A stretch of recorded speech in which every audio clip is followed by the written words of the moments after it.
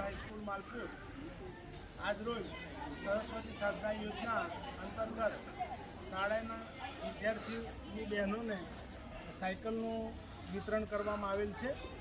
આ પ્રસંગે સૌ શિક્ષક મિત્રો અને તમામ બાળકો હાજર રહી તમામ જે વિદ્યાર્થીનીઓને આ સરકાર તરફથી જે સાયકલનો લાભ મળેલ છે તેમને આજરોજ સાયકલનું વિતરણ કરવામાં આવેલ છે।